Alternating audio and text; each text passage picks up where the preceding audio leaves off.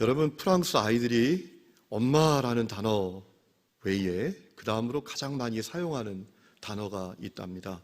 왜라는 거예요. 왜? 엄마, 이거 왜 이래요? 이거 왜 이렇게 된 거예요? 프랑스 아이들은 질문을 많이 한다는 것이죠. 여러분, 질문에 힘이 있습니다. 프랑스가 세계적인 나라가 될 수 있었던 이유가 무엇인지 알 수 있어요. 프랑스의 부모들은 아이들이 계속 왜요? 왜요? 이거 왜 이렇게 된 거예요? 질문을 해도 보통 짜증내지 않고 아는 한에서 최대한 답변을 잘한다라고 하더라고요. 여러분, 제가 성경을 보면서도 그런 마음을 가질 때가 많습니다. 성경을 보면서 질문을 해봅니다. 그러면 놀라운 진리와 답을 성경을 통해서 얻게 되는 경우가 많이 있구나라는 마음을 갖게 됩니다. 오늘 말씀을 보면서도 그런 겁니다. 왜 요한은 예수님께서 행하신 첫 번째 기적을 혼인잔치집에서 물로 포도주 만드신 사건으로 우리에게 소개하고 있을까? 마태도 안 그랬고 마가와 누가도 안 그랬는데, 마태는 예수님이 행하신 첫 번째 기적을 남양 환자 고치신 사건으로 소개하고, 마가와 누가는 귀신 들린 사람을 고치신 사건으로 우리에게 소개하고 있는데, 왜 하필이면 요한은 예수님이 행하신 첫 번째 기적을 물로 포도주 만드신 사건, 그것을 우리에게 소개하고 있는 걸까? 이런 질문을 가져보았습니다. 그리고 답을 얻게 되었습니다. 그 다음의 내용을 보면서 답을 얻게 되었습니다. 여러분, 그 다음에 어떤 내용이 나옵니까? 예수님께서 성전을 정화하시는 사건이 나옵니다. 성전이 장사판으로 변했잖아요. 폭리를, 탐욕을 취하는 사람들 때문에. 자, 이스라엘 성들이 성전세를 꼭 내야 합니다. 그런데 당시 통용되는 화폐로 못 냅니다. 성전 화폐로 바꿔내야 되는 겁니다. 그래서 성전에도 돈 바꿔주면서 환전해주면서 폭리를 취하는 일이 벌어지고 있었어요. 제물을 드립니다. 제물을 드리는 아주 중요한 조건은 흠없는 것을 드려야 됩니다. 그런데 제물을 갖고 가면 다 흠이 있다고 판정합니다. 그래서 성전에서 파는 제물을 사서 예배를 드려야 되는 거예요. 그래서 폭리를 취하는 거죠. 그런 장면이 벌어지고 있는 것을 주님이 보시고 어떻게 합니까? 성을 둘러보시면서 그들을 다 내쫓으셨어요. 성전을 정화하셨어요. 그 내용이 바로 다음에 나옵니다. 여러분, 이것은 기가 막힌 대조입니다. 요한이 의도하는 게 있더라고요. 기쁨으로 충만한 혼인잔치집과 기쁨과 영적인 생명력을 상실하고 그저 무기력하고 탐욕과 세상적인 가치를 갈망하고 쟁취하는 장소가 돼버린 성전을 기가 막히게 비교하고 있는 거예요. 여러분, 예수님께서 성전을 정화하신 다음에 어떤 일이 벌어집니까? 유대인들이 예수님께 와서 따집니다. 너가 도대체 무슨 권위로 이런 일을 하는가? 이 일을 할 수 있는 권위가 있다면 표적을 우리에게 보여라 라고 도전을 하잖아요. 그때 예수님께서 그들에게 뭐라 말씀하십니까? 너희가 이 성전을 헐어라, 그러면 내가 사흘 만에 다시 일으키리라 라고 하셨어요. 이 성전을 헐라는 말씀은 어떤 말씀입니까? 생명 없는 성전, 사람의 존재를 변화시키지 못하는 그저 무기력한 성전, 영적인 생명력을 상실한 성전, 그저 사람의 탐욕과 또 사람의 어떤 욕망으로 가득한 그 성전을 헐라는 거예요. 그러면 혼인잔치집에 있었던 기쁨과 생명과 같이 놀라운 것을 주님이 주실 수 있다라는 얘기죠. 요한복음 2장 23절을 보면 그 후에 예수님께서 예루살렘에 얼마 동안 더 계셨더라고요. 왜 그러셨을까 또 질문해 봤습니다. 여러분, 이게 쉬운 일이 결코 아닙니다. 예수님께서 당시 기득권을 가진 사람에게 도전한 겁니다. 그들은 성전을 통해서 탐욕을 채우는 사람들이었어요. 그들에게 도전했다는 것은 엄청난 위험을 자초한 일이었어요. 그들에게 엄청난 도전이 있었을 거예요. 엄청난 위협이 예상되는 것이었어요. 그런데도 예수님께서 얼른 예루살렘 안 떠나시고 6월절까지 예루살렘에 계셨다라는 거예요.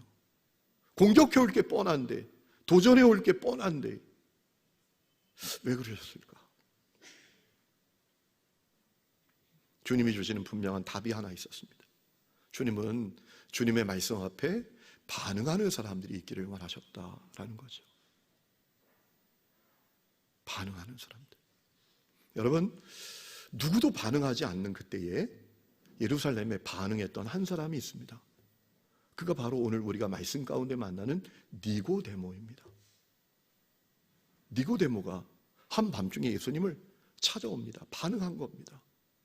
오늘 우리가 읽은 1절 말씀 보니까 이 니고데모가 바리새인이었다, 유대인의 지도자였다라는 겁니다. 바리새인들은 이제 600개가 넘는 그 율법의 전통을 철저하게 지키는 사람들이었습니다. 유대인의 지도자였다라고 했는데 유대의 최고의 결정기구였던 사내들인 의회라고 있는데 이 니고데모가 그 의회의 의원이었다라는 거예요. 그가 한밤중에 예수님께 찾아왔어요. 여러분, 그 예수님을 찾아온 니고데모에게 주님께서 단도직입적으로 말씀하십니다. 3절에 진실로 진실로 내게 이르노니 사람이 거듭나지 않으면 하나님의 나라를 볼 수 없느니라. 니고데모, 너 거듭나야 돼. 너 새롭게 태어나야 돼. 너 새로운 영적 출생이 너에게 필요해.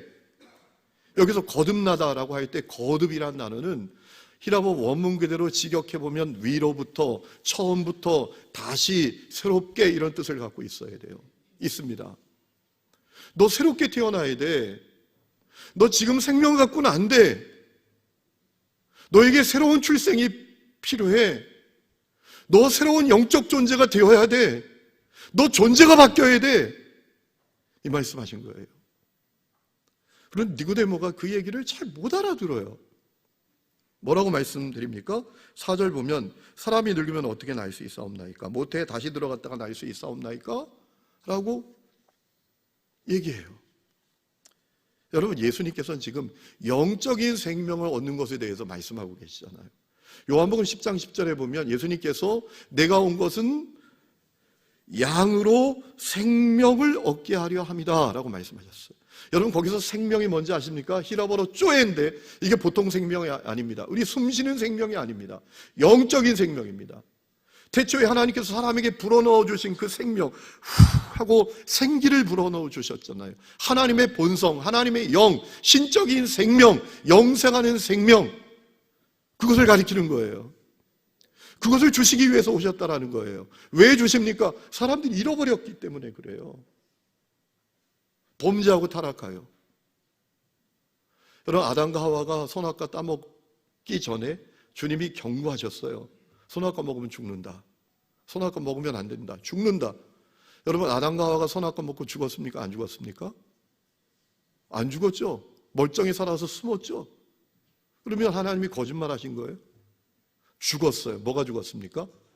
영이 죽었어요. 영이. 하나님께서 그에게 불어넣어 주신 영적인 생명, 신적인 생명, 하나님의 본성을 잃어버렸어요. 죽었어요. 그래서 어떻게 됩니까? 허무와 고통과 저주 가운데 살고, 그리고 심판받고 멸망받게 생긴 거예요. 하나님과 철저하게 단절되고 분리되게 된 거예요. 그래서 영이 죽은 사람은 살아보면 살아볼수록 인생이 허무해요. 인생에 낙이 없어. 그 인생을 이렇게 돌아보면 대단한 성취를 이뤘어요. 다른 사람이 생각지도 못하는 일을 한 사람인데도 자기 인생이 허무하대.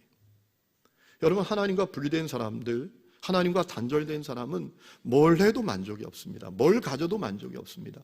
살아보면 살아볼수록 인생이 허무한 거예요. 여러분,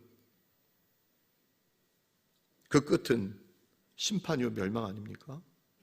영이 죽어서 하나님과 단절되어 있기 때문에 마귀의 종으로 평생 끌려다니면서 삽니다. 에베소 2장에 너희가 허물과 죄로 영이 죽어서 본질상 마귀의 자녀로 공중권세 접은 자를 따라서 살았다라고 바울이 말하고 있잖아요.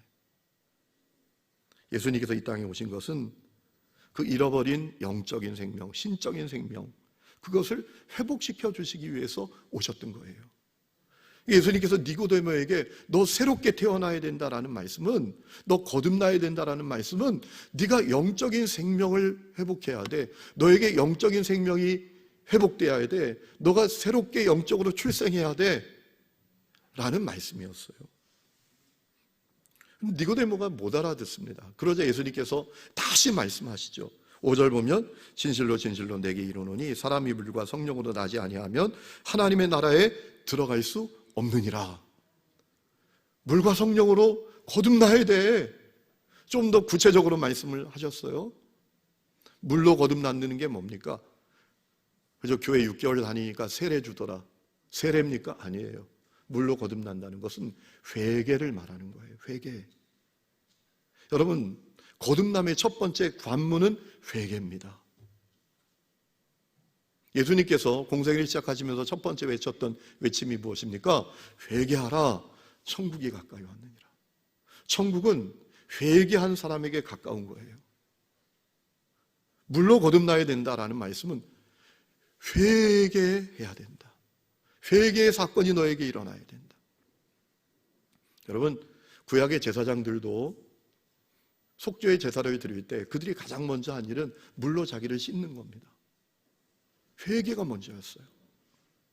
성령으로 나는 것은 무엇입니까? 성령의 역사로 거듭나진다라는 거예요. 여러분, 거듭남은 공부해서 되는 게 아닙니다. 노력해서 되는 게 아닙니다. 뭐 연구해서 되는 게 아닙니다. 거듭남은 전적으로 성령의 역사입니다. 우리가 회개할 때 성령이 우리에게 오십니다. 그것은 마치 창세기 2장에 하나님께 사람에게 영을 후 하고 불어넣으실 때 하고 똑같아요. 우리가 회개할 때 성령이 우리 속에 오시는 겁니다.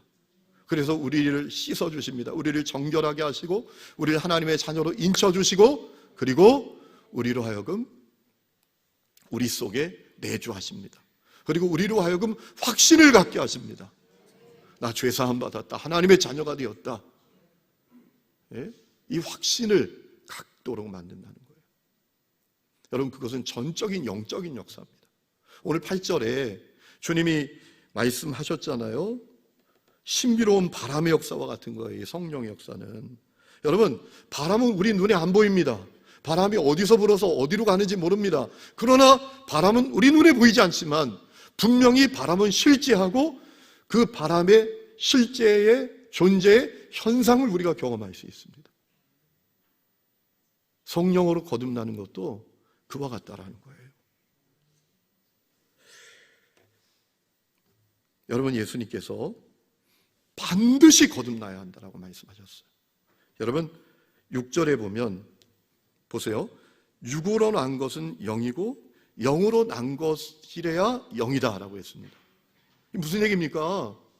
자, 죄와 저주 가운데 사는 부모에 의해서 육으로 낳으면 영적 출생이 없으면 그는 그저 육적인 인간일 뿐이에요. 멸망당한 인생일 뿐이에요. 영으로 난 거라만 영입니다. 성령의 역사로 거듭나요. 영적 출생이 반드시 있어져야 된다. 거듭나는 것은 선택이 아니다. 필수다라는 거예요. 반드시 거듭나야 된다. 라는 말씀이에요. 그런데 이 니고데모가 예수님의 말씀을 도무지 못 알아들어요. 예수님과 니고데모의 그 대화가 끝없는 평행선이에요. 예수님은 상행선, 니고데모는 하행선. 웃으시는 분들은 유행가 가사를 생각하시는 거예요, 지금? 여러분, 사람이 의사소통이 안 되면 얼마나 답답합니까? 그렇죠? 지금 예수님이 그런 마음이실 것 같아요. 말이 안 통하는 사람이 얼마나 우리 마음 속이 터집니까?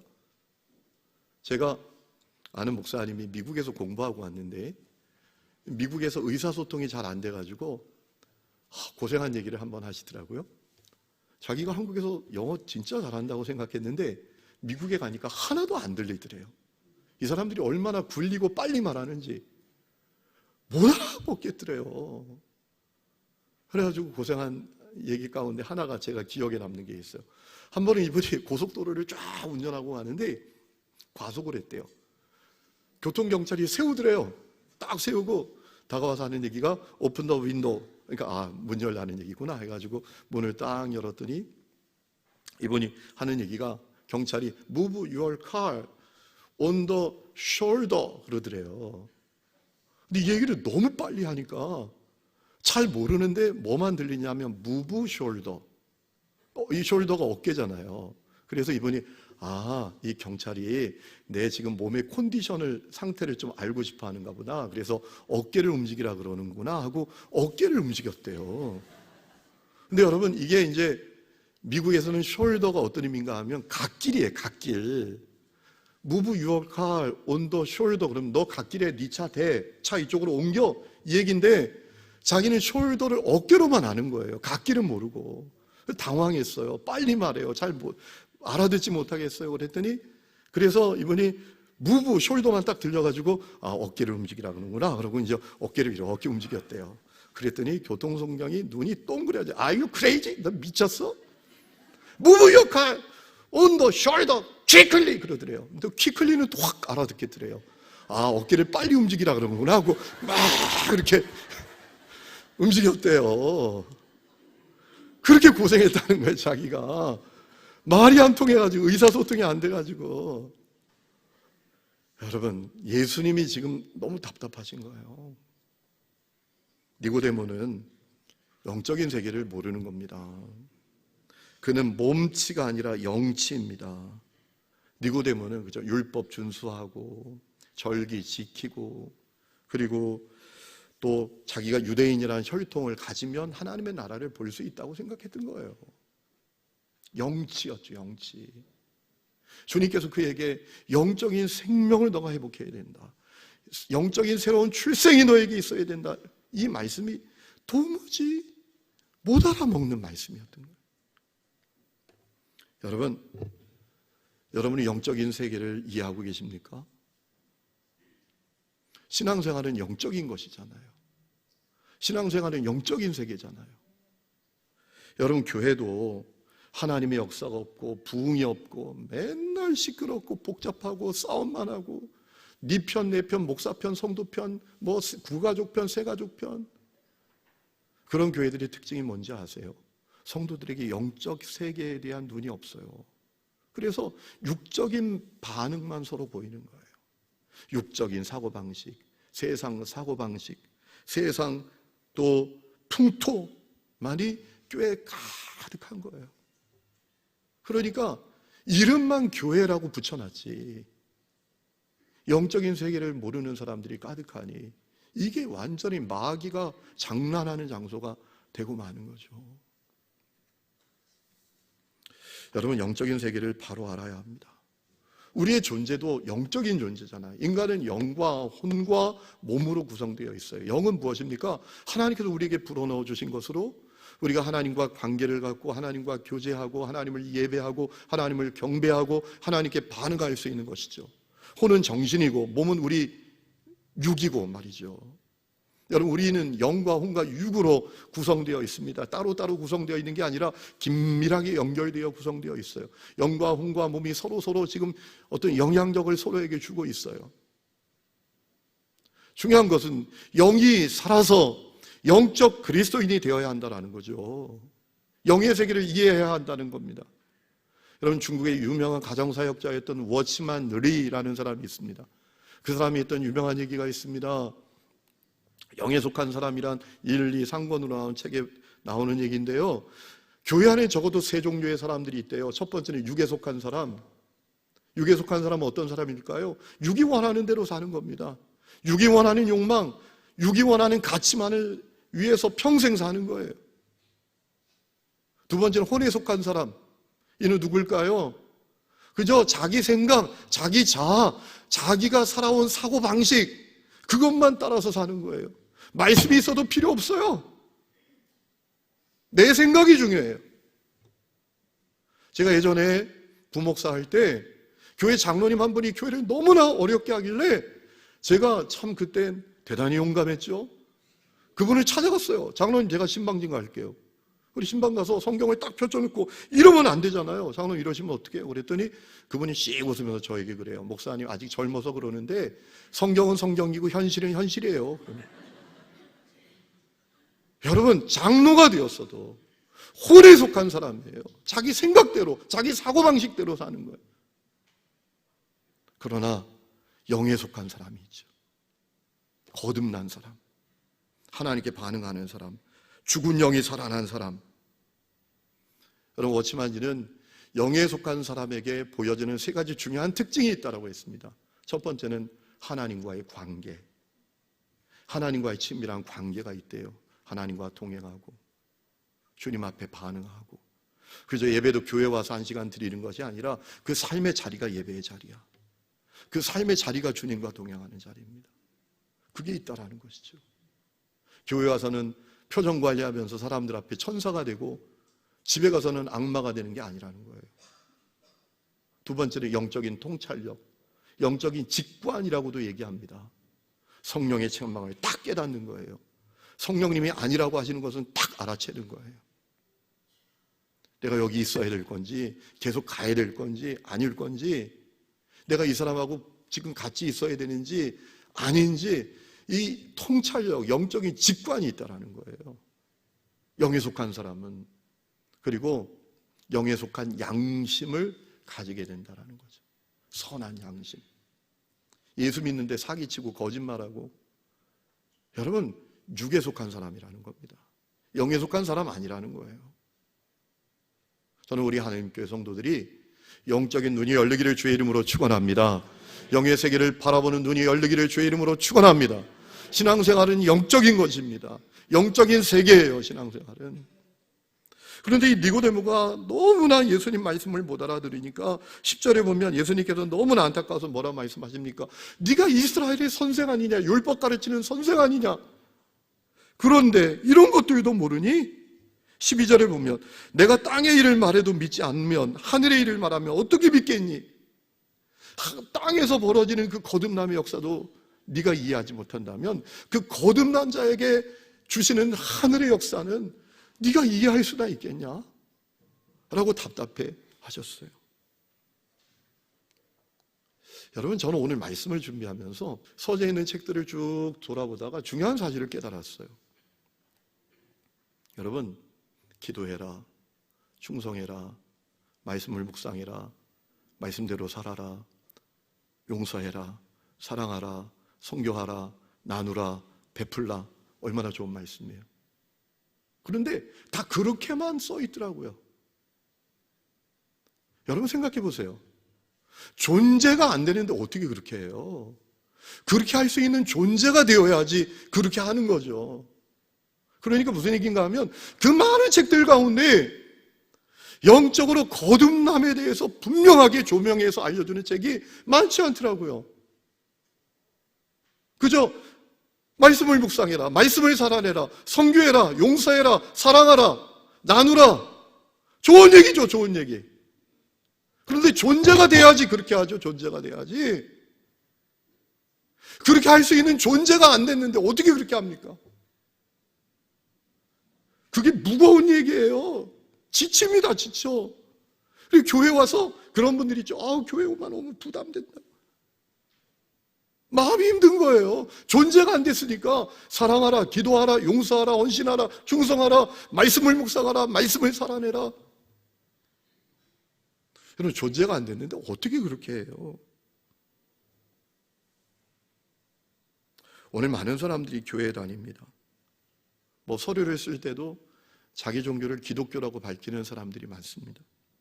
그런데 의외로 거듭남의 사건이 없는 분들이 많습니다. 영적 생명력을 누리지 못합니다.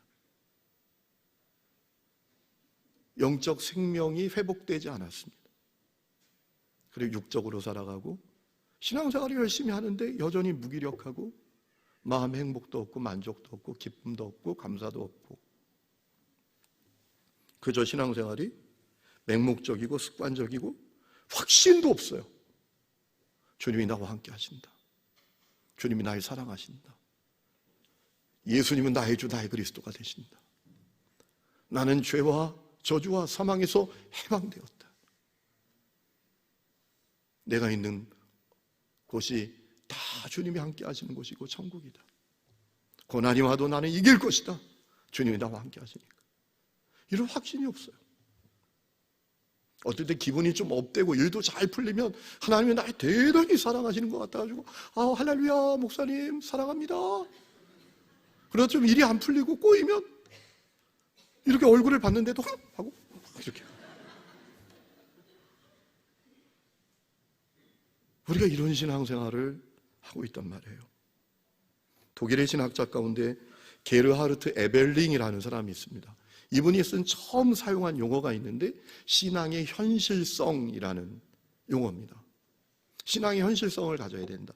신앙의 현실성을 가지는 게 뭐냐? 이분이 이렇게 얘기를 합니다. 내가 가진 신앙이 그저 뜬구름 잡는 얘기가 아니라 우리 현실에 영향을 주고 우리 삶의 변화를 일으킬 수 있는 것이어야 된다. 라는 거죠. 그럼 어떻게 그렇게 될 수 있을까? 존재가 변하면 됩니다. 거듭나야 합니다. 우리가 영적 생명을 회복해야 합니다. 영적인 출생이 우리 가운데 이루어져야 합니다. 그래서 주님께서 니고데모에게 또 오늘 우리들에게 거듭나야 돼. 너에게 새로운 영적 출생이 일어나야 돼. 또 존재가 바뀌어야 돼. 라고 말씀하셨던 거예요. 여러분, 그럼 우리가 어떻게 거듭날 수 있을까요? 세 가지 간단하게 말씀을 드리는데 그 전에 전제가 하나 있습니다. 여러분이 분명히 가져야 될 마음이 있습니다. 한번 따라해 보실까요? 지금 이 상태론 안 된다. 지금 이 생명으로 안 된다. 이 전제가 있어야 돼요. 지금 내가 이 생명 갖고 내가 영적인 상태 갖고 안 되는 거지. 안 되지. 이 마음이 여러분에게 있어야 돼요. 그게 전제요, 출발이에요. 여러분, 영이 회복되지 못한 상태를 좀 더 개선하는 거 아무 의미 없어요. 물론 안 하는 것보다는 좀 낫겠지만 말이죠. 지금 이 상태로는 안 돼. 지금 이 생명 갖고는 안 돼. 이것이 우리에게 있어야 돼요. 그리고 세 가지가 필요합니다. 첫 번째는 고민입니다. 고민이 필요해요. 나의 영적인 상태, 나의 신앙에 대해서 고민해야 돼요. 여러분, 니고데모가 예수님께 왜 찾아왔죠? 고민돼서 찾아온 거예요. 안 찾아올 수가 없었던 거예요. 그런데 찾아가긴 찾아가야 되는데 사람들 눈이 많아. 여러분 생각해 보세요. 예수님이 성전을 뒤집어 놓으셨던 분이에요. 그러니까 예수님 가까이 한다? 그러면 같은 부류가 되는 거예요. 그러니까 이 니고데모가 사람들 뻔히 보는 낮에는 못 찾아가는 거예요. 그런데 밤중이라도 반드시 찾아가야 돼요. 왜? 고민이 생겼어요. 고민이 생겼어요. 어떤 고민이 생겼을까요? 내가 가진 신앙은 뭐야? 내가 가진 신앙은 도대체 뭐야 이게? 왜냐하면 예수님의 가르친 그분의 구원이, 그분의 능력 너무나 놀라웠거든요. 자기들이 경험해 보지 못했던 거거든요. 그리고 고민이 생겼어요. 내가 가진 신앙은 도대체 뭐야? 여러분, 감리교회 운동을 시작한 존 웨슬리 목사님이 고민이 있었어요. 자기의 신앙이 그분의 표현대로 말하면 마음의 종교가 아니고 내적인 경건이 아닌 고민입니다. 여러분, 존 웨슬리 목사님은 영국 성공회 사제입니다. 성공회 카톨릭 차이가 뭡니까? 영국에 가면 성공회가 있어요. 로마에는 카톨릭이 있고, 차이는 영국 성공회 사제는 결혼합니다. 그리고 로마 카톨릭 사제는 결혼 안 합니다. 이 차이예요. 존 웨슬리는 영국 성공회 사제였어요. 여러분, 성공회는 카톨릭하고 똑같아요. 예배 드리는 거 보면 미사라고 하죠. 의식이 많습니다. 보여지는 게 많아요. 그런데 문제는 마음의 종교는 아니에요. 외적으로 보면 대단히 거룩해 보여요. 대단한 신앙인 것 같아요. 그런데 자기 내면을 보면 죄가 가득해. 음란함, 더러움이 가득해. 거짓이 가득해. 마음의 종교는 아닌 거예요. 사람들에게 보이는 외적인 종교지 외적인 경건은 있어요. 사람들이 보면 대단하대. 와, 옷도 저렇게 로만 컬러도 입었네. 그런데 외적인 경건이지 내면의 경건은 없어요. 이게 고민이에요. 그가 조지아에, 미국 조지아 인디안 선교를 위해서 선교사로 갑니다. 존 웨슬리가. 그때 고민에 또 빠집니다. 어떤 고민에 빠졌는가 하면 가다가 풍랑을 만났어요. 엄청난 풍랑을 만납니다. 막 돛이 다 찢어지고 배에 물이 넘치게 들어오고 막 배가 뒤집어질 정도가 되니까 아비규환입니다. 막 살려달라고 고함치는 사람, 절규하는 사람, 악을 바락바락 쓰는 사람, 자기도 막 두려움에 빠져서 죽음의 두려움 앞에서 막 떨고 있는데 찬송 소리가 들려와요. 기어갔어요. 가보니까 26명의 독일에서 태동된 모라비안이라는 경건주의 운동이 있었는데 그 교도들이 모여서 찬양하는데 죽음에 대한 두려움이 없어요. 조그만한 아이들도 죽음에 대한 두려움이 없는 거예요. 그때 존 웨슬리가 고민을 갖게 됩니다. 내 신앙은 도대체 뭐야? 내 영적인 상태는 도대체 뭐야? 이 고민을 갖게 됩니다. 그래서 그가 거듭남에 도달할 수 있었던 거예요.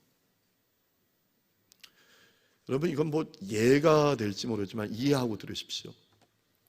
무당은 세 종류의 무당이 있더라고 해요. 영적인 세계를 모르고 그저 돈 버는 게 목적인 돌팔이 무당이 있고, 두 번째 무당은 배워서 하는 학습 무당이 있고, 세 번째는 귀신의 신내림을 받아서 무당짓 하는 무당이 있다라는 거예요. 강신무당이라고 부른대요. 여러분, 교회에도 세 종류의 사람이 있는 것 같아요. 영의 세계는 뭔지 모르겠고 그냥 내가 원하는 거, 소원 성취하는 거, 그게 목적인 사람이 있고, 그래서 어릴 때부터 교회는 저렇게 다니는 거구나. 또 책으로 배우고 배워서 하는 학습 신자가 있고, 거듭남을 경험하고 영적 출생을 경험한 거듭난 신자가 있다라는 거예요.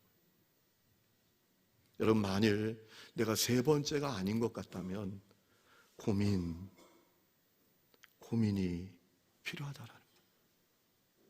내 신앙은 도대체 뭐지? 여러분, 라오디게아 교회가 왜 주님께 책망을 받았습니까? 요한계시록 3장을 보면 예수님께서 말씀하셨어요. 네가 가련하고 공고하고 가난하고 헐벗고 눈먼 것, 너 그게 고민이 없다. 너희들은 너희들이 실제로는 영적으로 그런 상태인데 부자라고 생각하잖아. 모자라는 게 없다고 생각하잖아. 그런데 내가 볼 땐 영적으로 거지 수준이야 지금. 그 얘기는 무슨 얘기십니까? 고민이 없었다는 거예요. 고민이. 두 번째는 진지함이 필요합니다. 거듭나기를 원하는 진지함, 또 거듭남을 향한 어떤 구도자적인 태도가 우리에게 필요하다라는 거예요. 여러분, 니고데모가 한밤중에 예수님께 찾아왔어요. 그는 바리새인입니다. 랍비입니다. 그런데 30세 청년 된 예수님을 찾아와서 예수님은 종교적인 스펙이 하나도 없었어요. 그런데 그 예수님께 엎드려서 랍비여라고 부릅니다. 30세 청년밖에 안 됐는데 아마 이 당시에 니고데모는 아주 연배가 상당했을 거예요.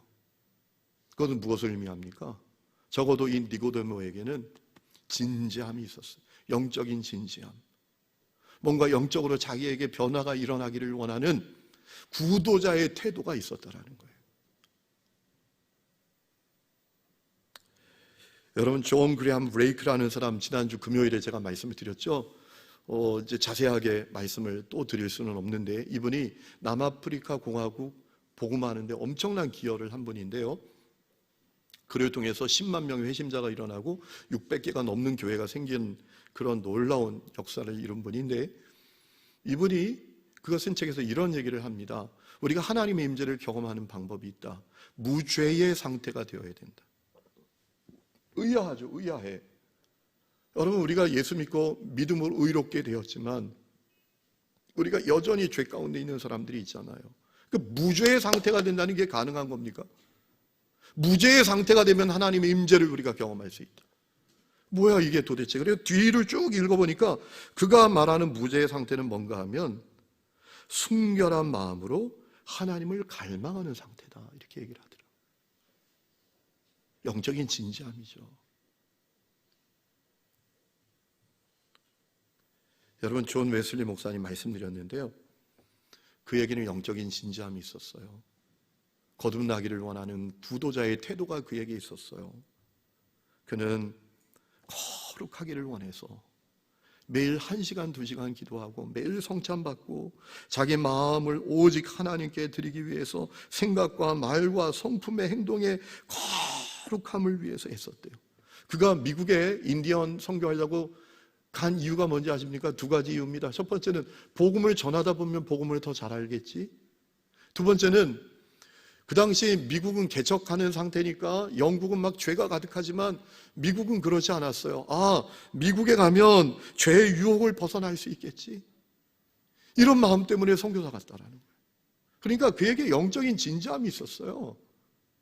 하나님에 대한 갈망이 있었다라는 거예요. 적어도 거듭나기를 원하는 구도자의 태도가 있었다라는 겁니다. 여러분, 그것이 그에게 거듭남의 결정적인 사건은 아니었지만 거듭남의 기초가 됩니다. 오늘 여러분에게 진지함이 있으세요? 거듭나기를 원하는 구도자의 태도가 있으십니까? 어느 여자 권사님이 거듭남을 경험하고 간증하는 것 제가 들은 적이 있는데, 자기 신앙생활은 성경 툭툭 치며 다니는 신앙생활이었다 그러더라고요. 그게 무슨 얘기인지 이분이 설명을 하는데, 자기는 그저 성경을 교회에 와서는 한 번 봤대요. 이렇게 펴서. 그리고 집에 가서는 툭 던져놓는데요. 그리고 일주일 지나면 어떻게 하죠? 먼지가 쌓이잖아요. 그래서 왜 이렇게 먼지가 많아? 이러고 교회 오고, 그리고 예배 시간에 한번 펼쳐보고 집에 가서 또 먼지가 쌓였으니까 교회 올 때 왜 이렇게 먼지가 많아? 자기의 신앙생활은 성경을 툭툭 치고 다니는 신앙생활이었대. 적어도 진지함이 없었다라는 거예요. 거듭나기를 원하는 갈망도 구도자의 태도도 없었다라는 거죠. 오늘 여러분에게 있으십니까?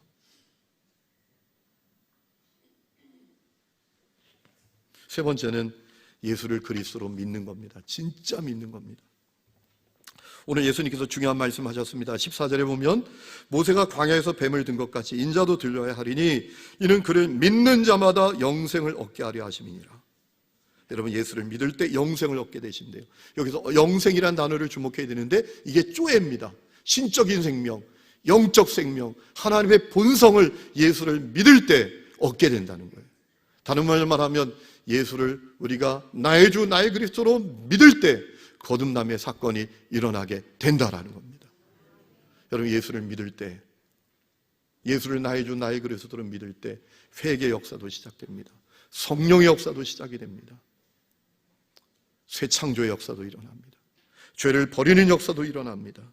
회개가 터지고 성령의 역사가 일어나고 새로운 인생도 펼쳐지게 되는 겁니다. 여러분, 그렇기 때문에 우리가 예수를 나의 주 나의 그리스도로 진짜 믿어야 돼요. 안 믿어져도 믿으려고 애써야 합니다. 여러분 가운데 안 믿어지는 분들이 있죠. 아마 여기는 집사님 되고 권사님 되고 그래도 예수님이 나의 주 나의 그리스도가 되신다는 사실을 확실히 못 믿는 분들이 계실 거예요. 웨슬리 보면 분명히 알 수 있어요. 아니, 도대체 2000년 전에 예수님께서 십자가에 매달려 죽으셨다 했는데 정말 나를 위해서 죽으신 것인지 잘 모르겠어. 그냥 우리는 기독교 집안이고 옛날부터 다녔으니까 그냥 뭐 다니는 거지. 난 어릴 때부터 친구가 좋아서 그냥 교회 다녔고 우리 동네에 교회가 있어서 교회 다니기 시작하니까 교회 가니까 마음은 편하더라. 이래서 다니는 분들도 있을지 몰라요. 여러분, 아직 잘 안 믿어지는 분들이라고 할지라도 믿으려고 애를 써보셔야 합니다. 여러분, 존 웨슬리 목사님이 조지아 선교 마치고 돌아올 때 또 풍랑 만났어요. 그래서 또 죽음이 두려운 거예요. 그리고 여전히 자기 속에 죄가 가득한 거예요. 두려움이 쌓입니다. 자기에게 구원 얻을 만한 믿음이 없다는 사실을 깨닫게 됩니다. 그래서 그가 이런 고백을 해요. 나는 인디언을 개종시키기 위해서 미국에 갔지만 나는 누가 개종시켜줄까? 이렇게까지 고백하게 돼요. 그는 영국에 돌아와서 설교도 안 하려고 했어요. 내 안에 구원의 확신이 없는데 내가 무슨 설교를 하겠나. 그때 모라비안 교도 목사였던 피터 벨러가 아주 중요한 이야기를 했어요. 이렇게 말했어요. 당신이 믿음을 갖게 될 때까지 믿음에 관해서 설교하세요. 그리고 믿음을 얻게 되면 그 믿음을 갖고 설교하세요. 그래서 존 웨슬리 목사님 포기하지 않고 하나님 앞에 몸부림치면서 기도합니다. 하나님, 나에게 믿음을 주세요. 예수님이 나의 주 나의 그리스도라는 믿음을 주세요. 내가 거듭나기를 원합니다. 그가 눈물로 기도합니다.